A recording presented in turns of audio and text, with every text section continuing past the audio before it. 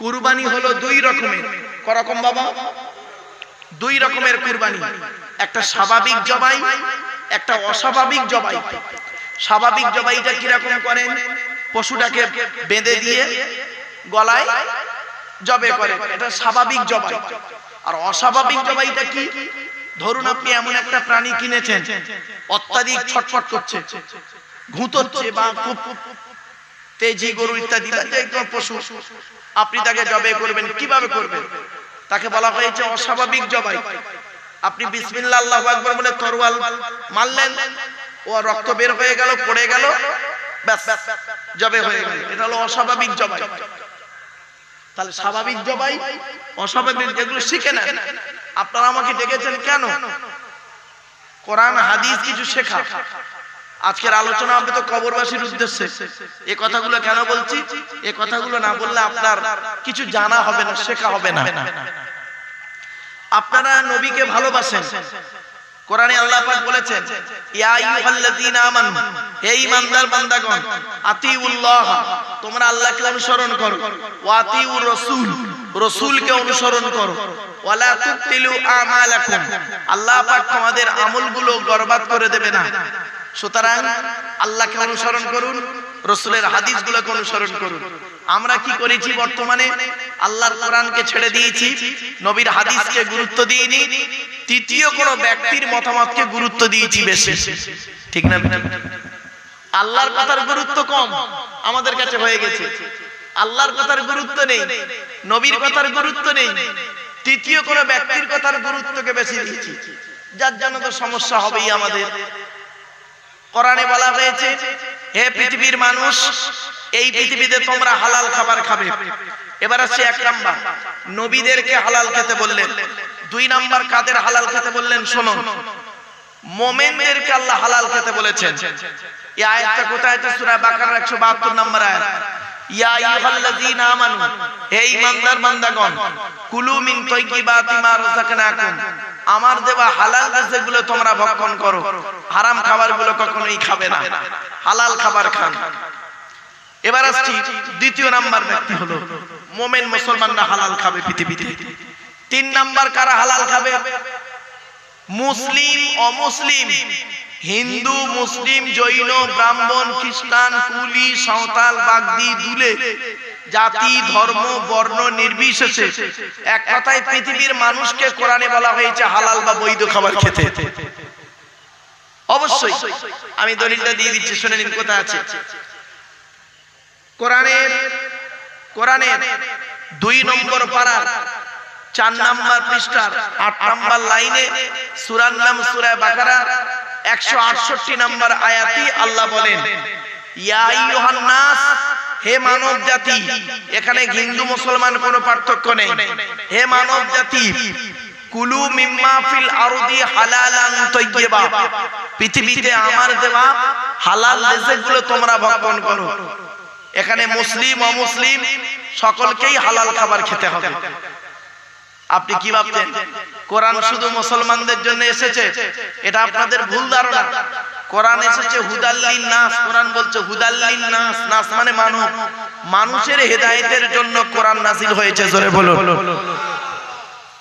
অবাইয়িনাতিন মিনাল হুদা ওয়াল ফুরকান, আর ন্যায় আর অন্যায়কে পৃথক করার জন্য কোরআন নাযিল হয়েছে। জোরে বলুন সুবহানাল্লাহ।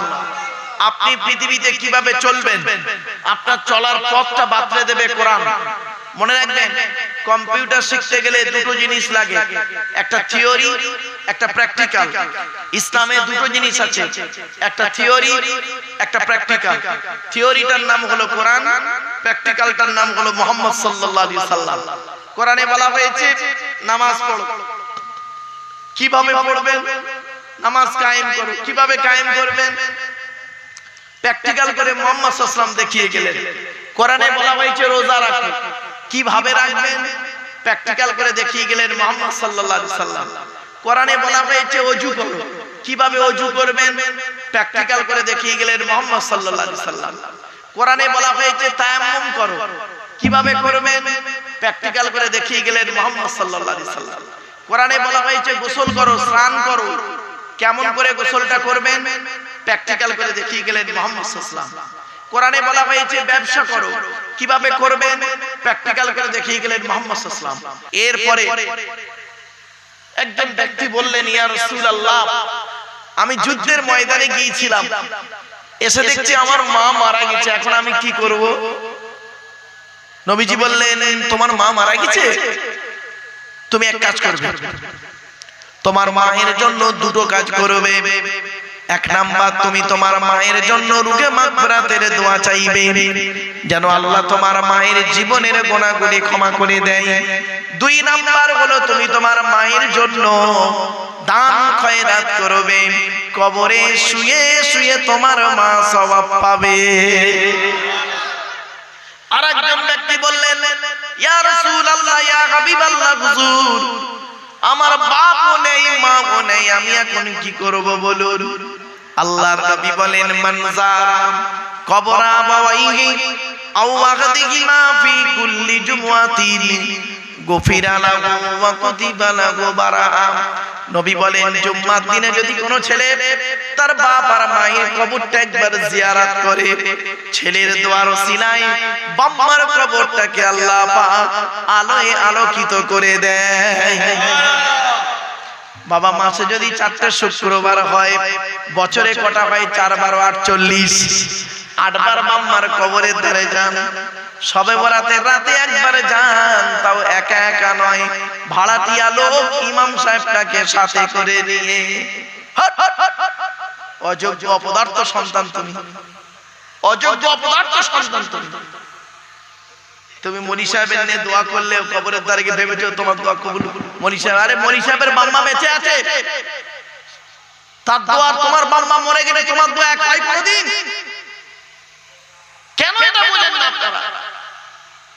রাসূল বললেন, বাম্মার কবর জিয়ারত করো, বাম্মার নামে দান খয়রাত করো।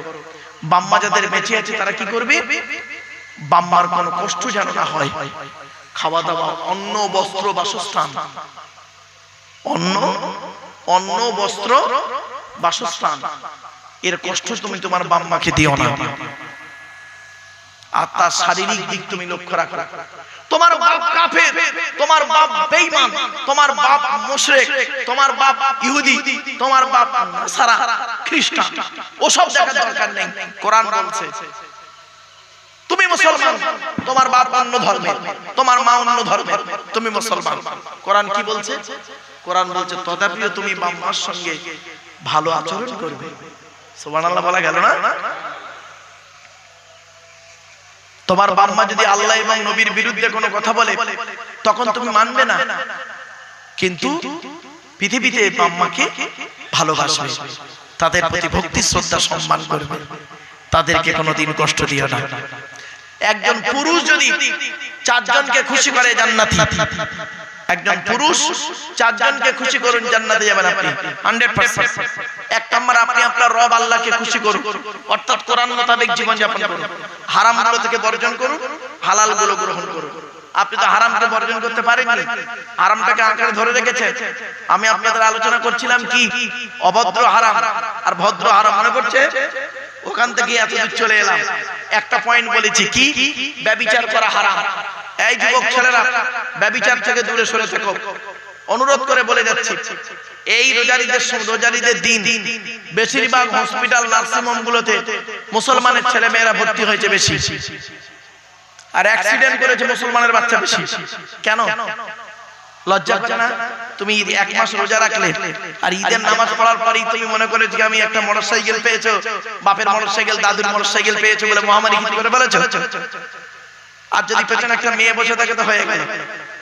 এই তো ফলতার ঘটনা, দুটো মুসলমানের ছেলে আসছে মোটরসাইকেল নিয়ে, আর এদিক দিয়ে দুটো মুসলমান ছেলে নতুন জামা ঈদের দিনে যাচ্ছে, দুজনে মারলো, 4টি স্পট ডেট, 4টি স্পট ডেট।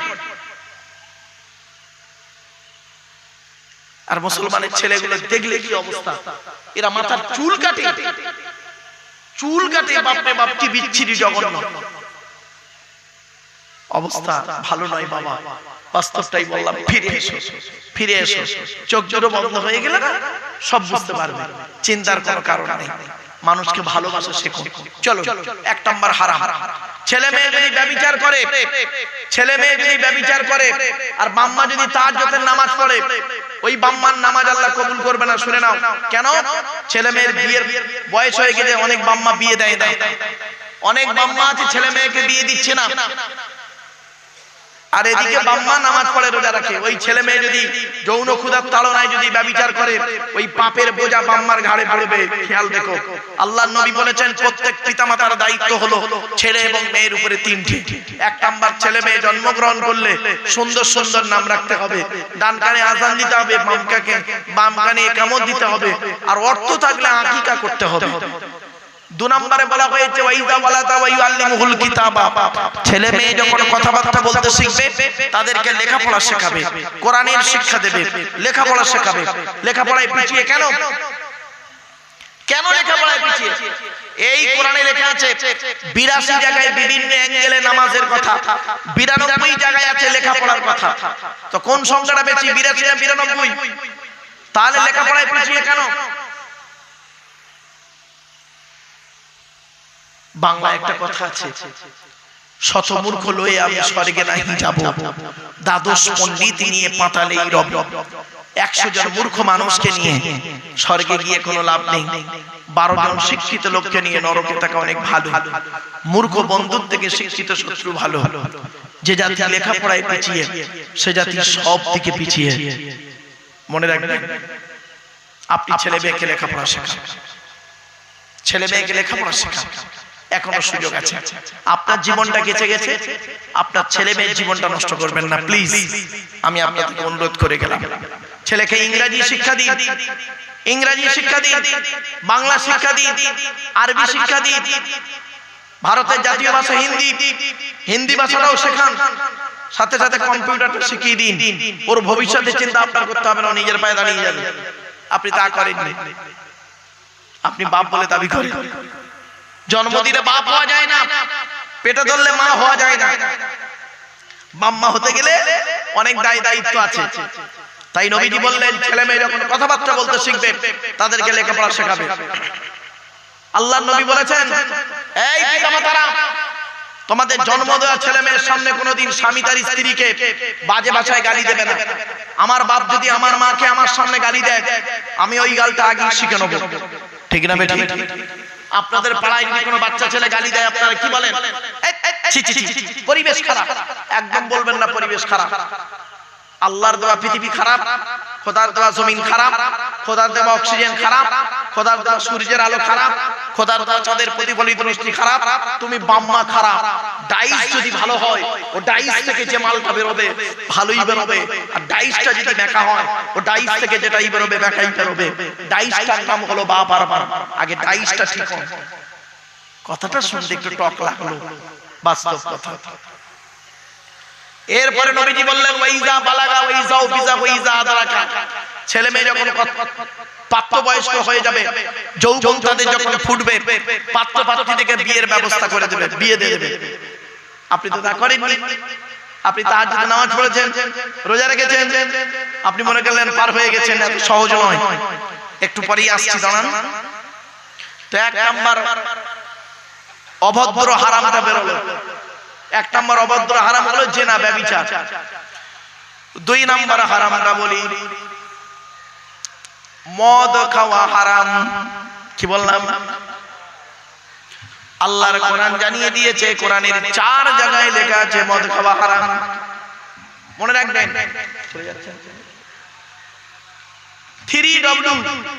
3W সারা বিশ্ব ধ্বংস করে। www.com বলিনি। 1 নাম্বার ডব্লিউ হলো ওয়েলথ, ধনসম্পদ। 2 নাম্বার ডব্লিউ হলো ওয়াইন, মদ। 3 নাম্বার ডব্লিউ হলো ওমেন, নারী। মাল, মদ আর মেয়ে, তিনটেই খুব খতরনাক, খুব সাবধান। মদ মানুষকে ধ্বংসের পথ দেখায়, এজন্য মদকে ইসলামে হারাম করা হয়েছে। খবরদার। তবে অনেকে এখন বলে হুজুর আমরা বাংলা মাল খাই না, যা খাই ইংলিশ মাল। বাবা, পায়খানার এপিট আর ওপিট দুপিট সমান। ইংলিশ আর বাংলা যাই বলুন, পায়খানার এপিট ওপিট দুপিট সমান। এজন্য মদ খাওয়া থেকে দূরে সরে থাকুন। মদটা হলো কঠোর হারাম, কঠোর হারাম। মদ খাওয়া থেকে। আল্লাহ রাসূল বলেছেন, শুনুন, আল্লাহ রাসূলের জামানায় যদি কোনো ব্যক্তি মদ খেয়ে মাতলামি করত, 40 গা বেত মারা হতো, 40 গা বেত। আর হযরতে ওমর রাদিয়াল্লাহু তাআলা আনহুর যুগ যখন এলো, কোন ব্যক্তি যদি মদ খেয়ে মাতলামি করত, তখন হযরতে ওমর করতেন কি, 80 থেকে 100 গা বেতের বাড়ি তাকে মারতেন। আর এখন হাজী সাহেবের ছেলের বিয়ে হচ্ছে, হাজী সাহেবের ছেলের বিয়ে হচ্ছে, হাজী সাহেব বিয়ের দিনে তাহাজ্জুদের নামাজ পড়ছে, আর হাজী সাহেবের ছেলে আর বন্ধু মিলে 3 তালা ঝাঁকানাকা চলছে, আর মদের গ্লাস চলছে।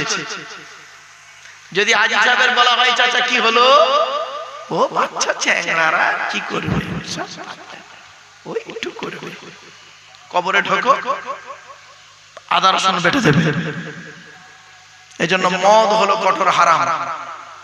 3 নাম্বার হারামটা আসছে, দেখি 3 নাম্বার হারাম, সুদ খাওয়া হারাম। মা বোনদের বলে যাচ্ছি, মায়েরা বোনেরা, সুদ কারবার থেকে দূরে সরে থেকো। মা, সুদের কোরআনে আছে সুদ হারাম, কঠোর ভাবে হারাম। সুদের সর্বনিম্ন পাপ কি জানেন? সুদের সর্বনিম্ন পাপ হলো মায়ের সঙ্গে ব্যভিচার করা। নাউজুবিল্লাহ বলে, মায়ের সঙ্গে ব্যভিচার করা যেমন পাপ, তো সুদ খাওয়া তেমন পাপ। আল্লাহ রাসূল বলেছে, আমারে ভুল বুঝবেন না, এজন্য সুদ খাওয়া থেকে বর্জন করুন। 4 নাম্বার হলো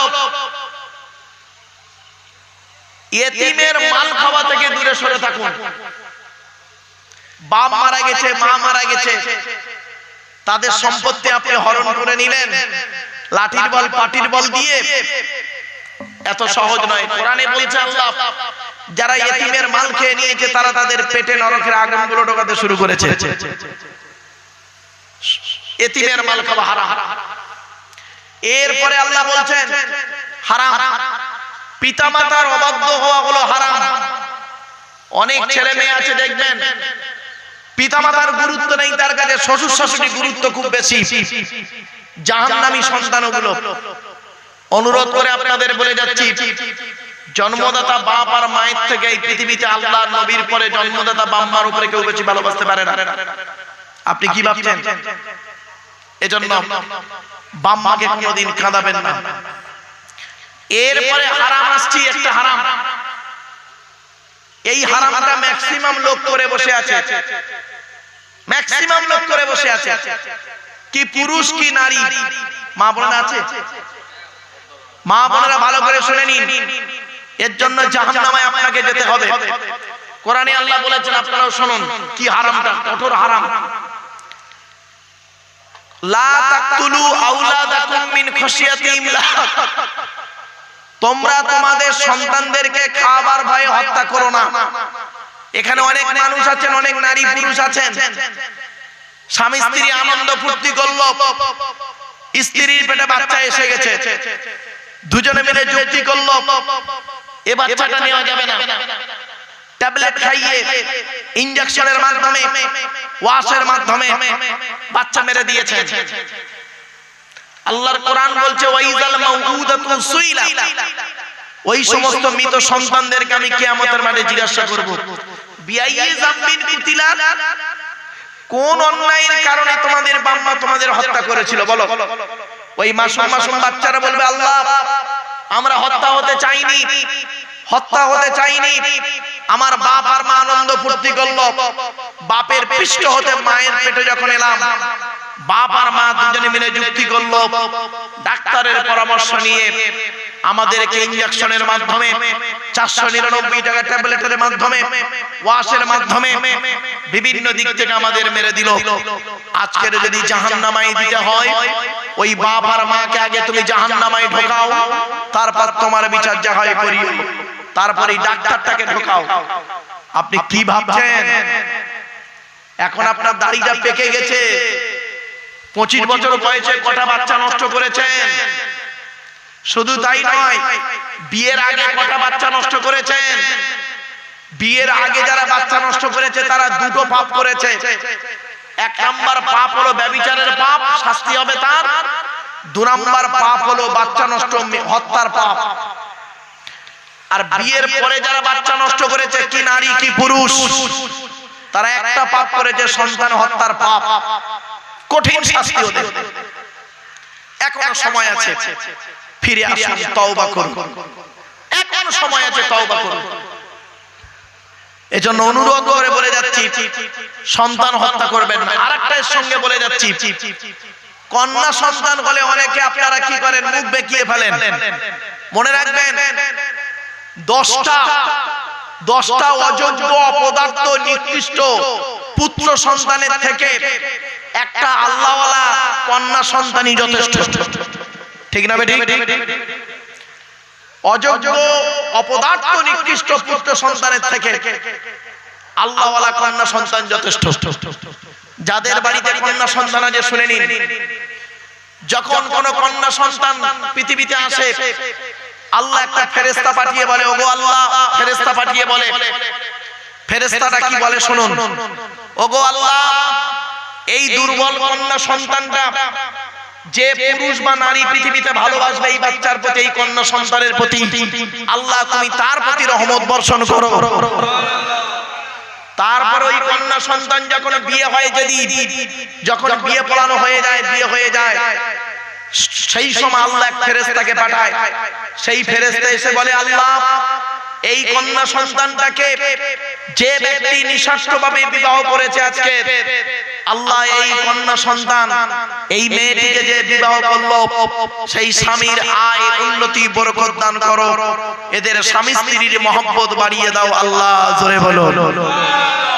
তার কিছুদিন পরে যখন ওই মেয়েটার পেটে যখন একটা বাচ্চা আসে, আল্লাহ একটা ফেরেশতা পাঠিয়ে বলে, ফেরেশতা বলে, আল্লাহ, এ মেয়েটা তো দুর্বল, এর পেটেও আবার একটা বাচ্চা এসেছে, সেটাও দুর্বল, তাহলে দুই দুর্বল নিয়ে এই বাচ্চা, এই মেয়েটি চলাফেরা করছে পেটে বাচ্চা নিয়ে। আল্লাহ এই গর্ভবতী মেয়েটিকে পৃথিবীর কোন পুরুষ বা নারী যদি দয়া করে ভালোবাসে, আল্লাহ ওই ব্যক্তির প্রতি তুমি রহমত নাজিল করো। আর যে ব্যক্তি এই দুর্বল মেয়েটার, গর্ভবতী মেয়েটাকে যারা অত্যাচার করবে, সে পুরুষ হোক আর নারী হোক, স্বামী হোক, শ্বশুর শাশুড়ি হোক, ননদ হোক, দেওর হোক, ওদের প্রতি আল্লাহ তুমি গজব নাযিল করো। আপনি কি ভাবছেন? অনেক শাশুড়ি আছে দেখবেন, মেয়ের পেটে বাচ্চা, বৌমার পেটে বাচ্চা, মেয়েটাকে কি করে, আপেল ভালো মন্দ খাওয়ায়, ফল পাকড় মিষ্টি মিঠাই খাওয়ায়, হরলিক্স খাওয়াচ্ছে, আর বৌমাটাকে সারাদিন গাধার মতো খাটাচ্ছে। ডাক্তার বলেছে ভারী জিনিস তোলা নিষেধ। মেয়েটা হয়তো একটু অসুস্থ শুয়ে আছে, শাশুড়ি পাড়ার লোককে কি বলে জানেন, আমরা আর পেটে বাচ্চা ধরি নি, একাই শুধু পেটে বাচ্চা ধরেছে, এই বলে লোককে বেড়াই। ওইরকম শাশুড়ির অন্য শেষ করে দেন আল্লাহ, যেন জাহান্নামের নিকৃষ্ট জায়গায় শাশুড়িকে আল্লাহ দেন। অনেক শাশুড়ি আছে, অনেক শাশুড়ি এখানে আছে দেখবেন, নিজের মেয়েকে খাইয়ে নিয়ে ঘরের ভেতর ঢুকে বললো, বৌমা পরের মেয়ে খেয়েছে কিনা খবর নিল না। এই শাশুড়ি মায়েরা শুনে নিন, বৌমা পরের মেয়েকে যদি আপন করতে না পারেন, আল্লাহ আপনারও মেয়ে দিয়েছে, লোকের বাড়ি বৌমা হয়ে যাবে, আল্লাহ তরফ থেকে গজব পড়বে, বলতে আর হবে না। অনেক ননদ আছে দেখবেন, ননদ ভাইয়ের কানে কামড়াচ্ছে যাতে ভাই ভাবিকে মারে, এই ধান্দা করে। এই যুবতী বোনেরা শুনে নাও, ঘুঁটে পড়ে গোবর হাসে, ঘুঁটে বলে তোর একদিন আছে, তুমি ভাবি পরের মেয়েকে যদি আপন করতে না পারো, তোমাকে একদিন লোকের বাড়ি ভাবি হয়ে যেতে হবে, আল্লাহ তরফ থেকে গজব পড়বে, বলতে আর হবে না। অনেক বৌমা আছে দেখবেন ডেঞ্জার, ছোট লোক ঘরের মেয়ে, অনেক বৌমা আছে দেখবেন ডেঞ্জার পিস, ডেঞ্জার পিস দুই একটা আছে, পাড়ায় ঢুকে পড়ে, কি ডেঞ্জার জিনিস কি বলবো আর আপনাদের। দুই একটা বৌমা এমন আছে বদমাশ, অভদ্র ঘরের সন্তান, ছেলেটাকে মেয়েটাকে নিয়ে খালি আলাদা খাবার ধান্দা করে, একই দেয়ালের এপারে স্বামী স্ত্রী ছেলে মেয়েকে নিয়ে মুরগির গোশত দিয়ে ভাত খায়, আর দিয়ালের ওপারে শ্বশুর শাশুড়ি বুড়ো বুড়ি আলু ভর্তা ডাল খায়। ওই বৌমার একটু বিবেকে বাঁধলো না যে আমার বাম্মা যদি থাকতো গোপনে এক পিয়ালা তরকারি দিয়ে আসতাম। ওরে বৌমা, তুমি মুফতি সাহেবের মেয়ে হও, মাস্টার ডাক্তার ইঞ্জিনিয়ার প্রফেসরের মেয়ে যদি হয়ে থাকো কোনো দেখার দরকার নেই। শ্বশুর শাশুড়িকে যদি নিজের বাম্মার মতো ভক্তি শ্রদ্ধা করতে না পারো, তোমার মতো বৌমাও হলো নরকবাসিনী, জাহান্নামী জাহান্নামী জাহান্নামী। ছেলেরা পুরুষরা এরা এর শ্বশুর শাশুড়িকে জানা ভালোবাসে। চারানা যদি মেয়েরা ওদের শ্বশুর শাশুড়ির ভালোবাসতো, তাহলে সংসারটা জান্নাত হয়ে যেত। ঠিক না বেটি? অনেক মেয়ে ছেলে আছে দেখবেন। আর একটা কথা বলে যাচ্ছি, মেয়ের মায়েদেরকে বলে যাচ্ছি, বেশিরভাগ মেয়েদের সংসার নষ্ট হয় মেয়ের মায়ের কান ভাঙানিতে। যে মেয়ের মা যত বেশি চালাক, ওই মেয়ের কপালে তত তাড়াতাড়ি তলা। বাস্তব বললাম। দেখবেন যে মেয়ে ছেলে বিবাহের পরে স্বামীর কথার গুরুত্ব না দিয়ে ওর বাম্মার কথায় উঠে বসে, ওই মেয়ে হলো জাহান্নামী নারী, নরকবাসিনী নারী। মেয়ের মায়েদেরকে বলছি, ও মেয়ের মায়েরা, ছেলের মায়ের সঙ্গে বেশি টেক্কা দিতে যেও না। কি জিনিস তুমি পেটে ধরেছিলে, কি জিনিস তুমি 10 মাস 10 দিন পেটে রেখেছিল, 9 মাস 10 মাস 10 দিন পেটে রেখে 2.5 বছর দুধ পান করিয়েছিলে, কি জিনিস 18 বছর কি জিনিসটাকে তুমি পুষেছো, আর পোষার পরে কি জিনিস পাঠিয়েছো ভালো রকম তুমি জানো। ওই মেয়ের কথা শুনে বিষ্ণুপুর থানায় বধূ নির্যাতন হঠাৎ করে বেনবি আইন নামে করতে যাও না। অনেক মেয়ে ছেলে আছে জানেন, শ্বশুর শাশুড়ি থাকে কলকাতায়, এরা থাকে দেশের বাড়িতে, শ্বশুর শাশুড়ির সঙ্গে দেখাই হয় না। হজ করে এসেছে শ্বশুর শাশুড়ি, আমাকে বলছে হুজুর বড় দুঃখ লাগে, ছেলে আর বৌমা দেশের বাড়িতে থাকে, আমরা স্বামী স্ত্রী বুড়ো বুড়ি আমরা হজ করে এসেছি, কলকাতার ফ্ল্যাটে থাকি। বৌমা হঠাৎ বাড়ি গেছে 6 মাস আগে, গিয়ে কি করেছে, বধূ নির্যাতন কেস করেছে শ্বশুর শাশুড়ির নামে। কি ভাবলেন? এই জন্য আপনাদেরকে অনুরোধ করে বলে, এটা হারাম। আর একটা হারাম আপনাদেরকে বলছি, কি অসুবিধা হচ্ছে নাকি আপনাদের? শেষ করে দেবো।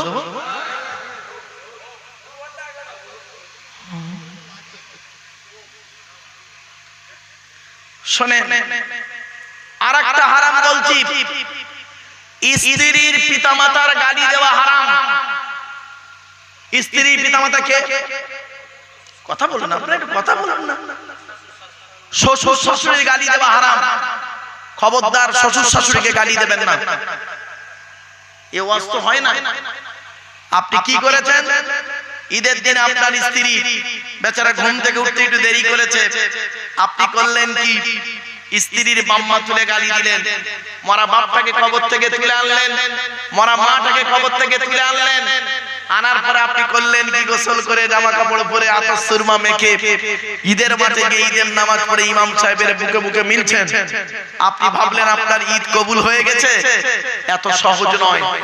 রাসূল বলছে, যা আগে বউয়ের সঙ্গে মিল মহব্বত করে আয়, তারপরে ঈদের নামাজ পড়বি। কোথায় আছেন? ছোট্ট একটা উদাহরণ দিলেই বুঝতে পারবেন।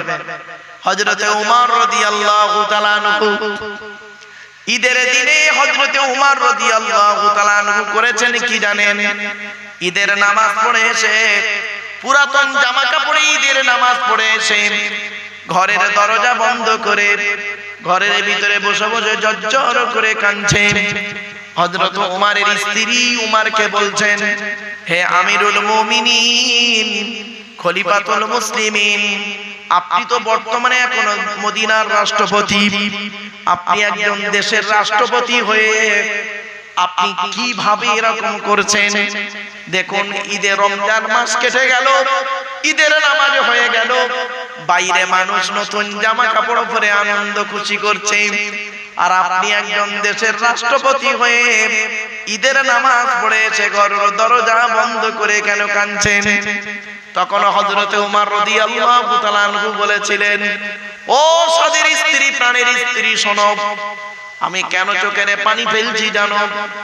ঈদ তাদের জন্য খুশি যাদের এক মাস রোজা আল্লাহর দরবারে কবুল হয়েছে।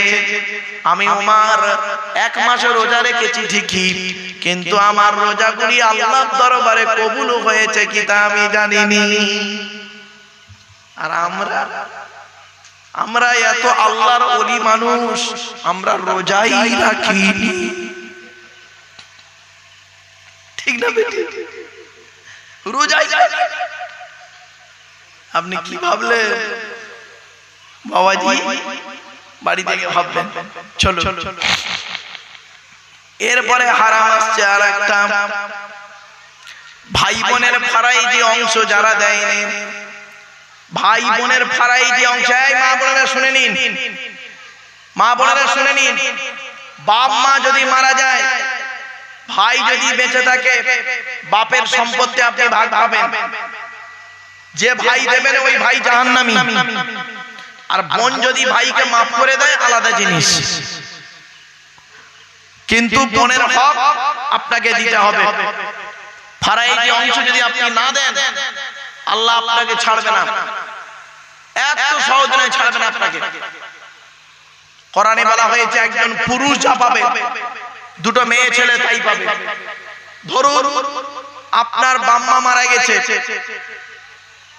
আপনার বাপ মা দুজনেই মারা গেছে, বাপের নামে ব্যাংকে 1 কোটি টাকা আছে, 1 কোটি টাকা, আর বাপের নামে 10 বিঘা জমি আছে, এক ছেলে 2 মেয়ে, কে কত পাবে? ছেলেটা পাবে 50 লক্ষ টাকা, দুটো মেয়ে পাবে 25-50 লক্ষ টাকা। আর 10 বিঘা জমি যদি থাকে, 5 বিঘা জমি পাবে ছেলেটা, দুটো বোন পাবে 2.5 বিঘা। বাস্তব বললাম। অনেকে আছে দেখবেন ফারাইজি অংশ দেয় না বোনের, সহজে আল্লাহ ছাড়বে না। আরো দেখেন হারাম কেমন বেরোচ্ছে। এবারে একটু স্পেশাল হারাম বলবো, স্পেশাল ভদ্র হারাম। চলো, ভদ্র হারাম কিরকম দেখুন। গালে দাড়ি, আচ্ছা আগে এইটা বলি, pant suit boot coat tie পরা লোক, pant suit boot coat tie পরা লোক, নামের পাশে এতগুলো ডিগ্রি থাকা লোক, কলমের হারামি কোনা, ঠিক না বেঠিক? এরা নরকবাসী জাহান্নামী মানুষ, এরা পৃথিবীর সব থেকে নিকৃষ্ট মানুষ হলো এরা, মনে রাখবেন। কলমের হারামি কোনা। আর একটা হারাম করা আছে, শুনে নিন। গালে দাড়ি মাথায় টুপি বড় পাঞ্জাবি, গালে দাড়ি মাথায় টুপি বড় পাঞ্জাবি হারাম খায় কেমন দেখুন। মাদ্রাসা নেই, মসজিদ নেই, মাদ্রাসা মসজিদের নামে চাঁদা তুলে নিজের গাড়ি বাড়ি বিল্ডিং করে নেয়, ঠিক না বেটি? এই আসলে লেখাপড়া জানে না, অশিক্ষিত ঘরের ছেলে। বাংলা একটা কথা আছে, শুনে নিন। বৃক্ষ তোমার নাম কি, ফলে পরিচয়। বৃক্ষ তোমার নাম কি, ফলে পরিচয়। তো মাস্টার ডিগ্রি ছেলে মেয়েদেরকে একদিন বলছিলাম, মাস্টার ডিগ্রি ছেলে মেয়ে পড়াইতো, তো মাস্টার ডিগ্রি ছেলেদেরকে বলছিলাম, তোরা কি করে বুঝবি যে কোন স্টুডেন্ট ভদ্র ঘর থেকে বিলং করে আর কোন স্টুডেন্ট নিকৃষ্ট ঘর থেকে বিলং করে, জঘন্য ঘর থেকে বিলং করে? স্যার এটা তো বলা মুশকিল, কাউকে ভদ্র বা অভদ্র বলা যায় না, কি করে বুঝবো? তখন ওদেরকে একটা ঘটনা বলেছিলাম, ঘটনা আপনারা শুনে লাভ আছে, লাভ। 4 ইমাম নাম শুনেছেন তো বাবা? আবু হানিফা, শাফি, মালিক, আহমদ বিন হাম্বল। তা আমরা হলাম চার ইমামের বড় ইমাম যিনি ইমামে আজম আবু হানিফা রাহমাতুল্লাহ আলাইহির অনুসারী। আমরা হানাফি, বুঝতে পারছেন ভাষাটা? বলুন না বাবা, বুঝতে পারছেন তো? আমরা হলাম হানাফি মাযহাবের মানুষ। আমরা নাভির নিচে হাত বাঁধি, নামাজের পরে দোয়া করি, ইত্যাদি ইত্যাদি। আমরা 20 রাকাত তারাবি পড়ি। আমরা হলাম ইমাম আজম আবু হানিফা রাহমাতুল্লাহ আলাইহির মতের অনুসারী। তো ইমামে আজম আবু হানিফা রাহমাতুল্লাহ আলাইহি একদিন ছাত্রদের নিয়ে এক জায়গায় একটা মাঠের পাশে ছাত্রদের নিয়ে উনি কোরআন আর হাদিসের শিক্ষা দিচ্ছেন। তা কিছু বাচ্চা বাচ্চা ছেলে বল খেলছিল, বল বল বল বল বাচ্চারা বল খেলে মাঠে। তো কিছু বাচ্চা ছেলে বল খেলছিল, তো বল খেলছে আর ইনি ইমামে আজম আবু হানিফা রাহমাতুল্লাহ আলাইহি উনি বসে আছে, আর চারিধারে গোল করে বড় বড় আলেমরা ওনার ছাত্র বসে আছে, বাচ্চারা ধরে বল খেলছে। এখন বলটা খেলতে খেলতে বলটা এখন ইমামে আবু হানিফা রাহমাতুল্লাহ আলাইহির সামনে এসে বলটা পড়ে। উনি চুপ করে আছেন, ছাত্ররাও সব চুপ, একদম চুপচাপ। বাচ্চা বাচ্চা ছেলে তো, ওদের মধ্যে কেউ ভয়ে আসতে পারছে না। এ তো ইমামে বড় ইমাম বসে আছে ওনার সামনে, যাবো কি করে, ভয়তে আসতে পারছে না।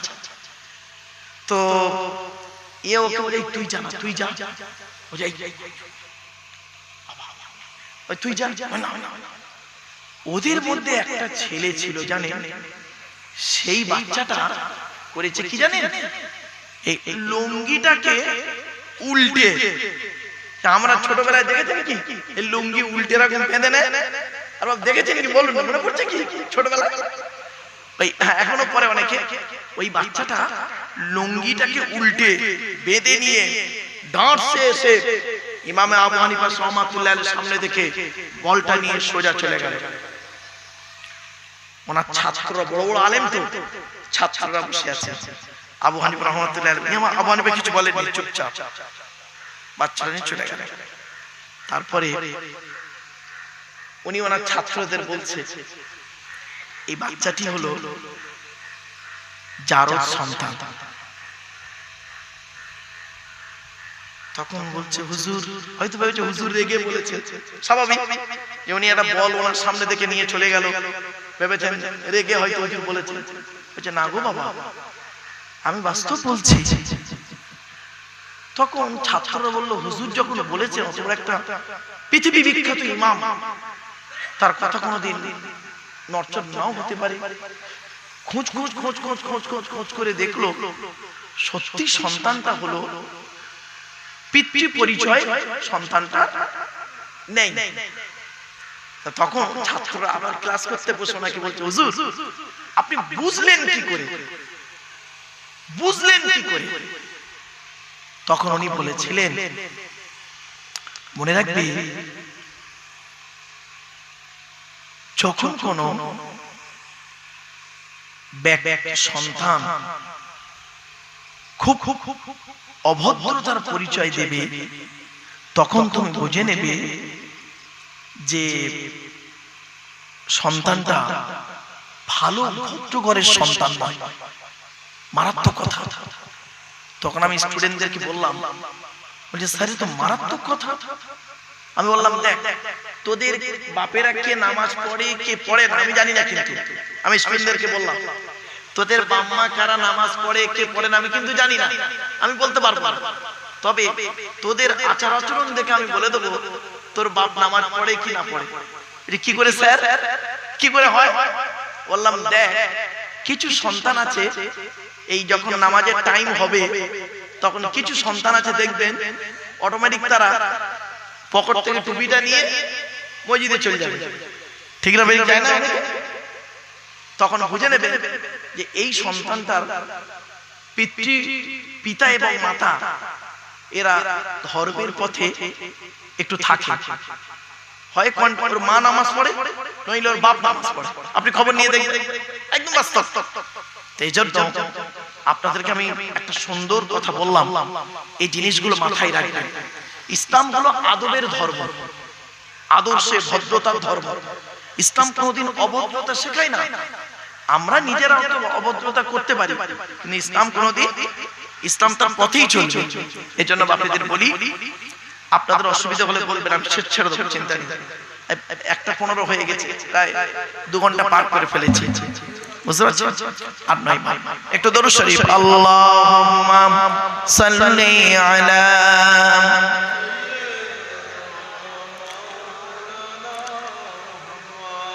ওয়া আলা আলি সাইয়্যিদিনা।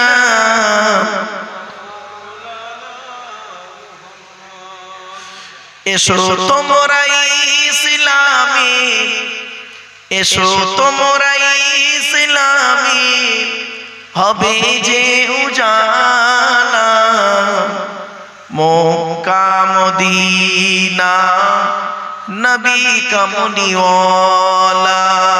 আল্লাহুম্মা সাল্লি আলা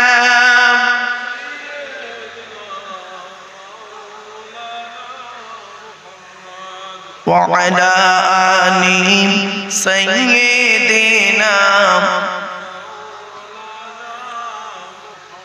আমার বাপেরা আসেন। আচ্ছা, আপনাদের বাড়িতে কয় শ্রেণীর মেয়ে ছেলে আছে বাবা, একটু বলতে পারেন? 4 শ্রেণী।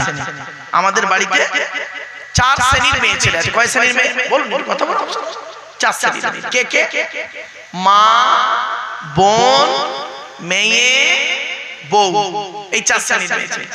এখন প্রশ্ন হলো, আপনারা কি করে বুঝবেন, আপনারা কি করে বুঝবেন যে আপনার মা, বোন, মেয়ে, বউ জান্নাতি না জাহান্নামী? এটা বলা সম্ভব? চমকে যাবেন শুনলে। আমার মা বোনেরা ভুল বুঝবেন না, মা আমি বাস্তব কথাটা জীবন দিক থেকে তুলে ধরি, তো তাই মানুষ একটু লেটে বুঝে ফেলে। চলুন, আল্লাহর নবী বললেন, তোমরা কি করে বুঝবে তোমাদের বাড়ির মা, বোন, মেয়ে, বউ জান্নাতি না জাহান্নামী?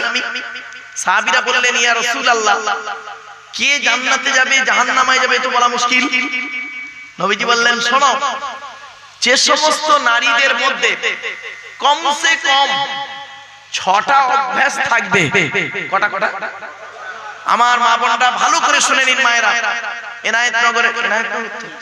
এনায়েতনগরের মা বোনদের বলছি, মা অনুরোধ করে বলছি, মায়েরা বোনেরা, এই 6টা অভ্যাস যেন আপনার মধ্যে না থাকে। যে নারীর মধ্যে কমসে কম 6টা অভ্যাস থাকবে, ওই নারী পৃথিবীতে যত নামাজ পড়ুক, রোজা রাখুক, হজ করুক, ও নারীকে আল্লাহর গজব পড়বে, শাস্তি দেবে আল্লাহ পাক। কবরে, দুনিয়া কবরেতে দেবে, আখিরাতেও দেবে। 6টা অভ্যাস কি কি আপনারা আজকে শুনে যান। শুনে গিয়ে বাড়িতে যদি আপনার মায়ের মধ্যে এই 6টা অভ্যাস থাকে, মায়ের দুটো পায়ে ধরে বলবেন, মা আমি এই 6টা অভ্যাস শুনে এসেছি, দয়া করে তোমার মধ্যে এই 6টার একটাও যেন না থাকে। আমি তোমার দুটো পায়ে ধরে বলছি। বোনের মধ্যে যদি এই 6টা অভ্যাস থাকে, বোনকে পরিবর্তন করবেন। মেয়ের মধ্যে যদি এই 6টা অভ্যাস থাকে, মেয়েকে উপদেশ দেবেন। আর স্ত্রীর মধ্যে যদি এই 6টা অভ্যাস থাকে, স্ত্রীকেও উপদেশ দেবেন। কি কি 6টা অভ্যাস? খুব গুরুত্বপূর্ণ। 1 নাম্বার, ওই নারী নামাজ পড়ে, রোজা রেখে, তাসবিহ তাহলিল করে, হজ করে নরকে যাবে, জাহান্নামে যাবে, আল্লাহর গজব পড়বে। যে নারী স্বামীর সঙ্গে যখন কথা বলে, মেজাজ দিয়ে কথা বলে। অনেক মা বোন আছে দেখবেন, পাড়ার লোকের সঙ্গে কথা বলে মিষ্টি ভাষা, আর স্বামীর সঙ্গে যখন কথা বলে দেখবেন মেজাজ দিয়ে কথা বলে। জানি না কেন বলে, হয়তো হতে পারে স্বামীর গায়ের রং কালো, স্ত্রীর গায়ের রং ফর্সা, হতে পারে। হয়তো স্বামীটা গরিব ঘরের ছেলে, মেয়েটা হয়তো কোটিপতির মেয়ে, হয়তো হতে পারে স্বামীটা হয়তো 8 ফেল, মেয়েটা হয়তো MA পাস। আল্লাহ ভালো জানে। খবরদার মা বোনরা, জীবনে কোনোদিন স্বামীর সঙ্গে মেজাজ দিয়ে কথা বলবেন না। 1 নাম্বার। 2 নাম্বার, ওই নারী ইবাদত করে, নামাজ পড়ে, রোজা রেখে নরকে যাবে, শাস্তি হবে ও নারীর কবরে।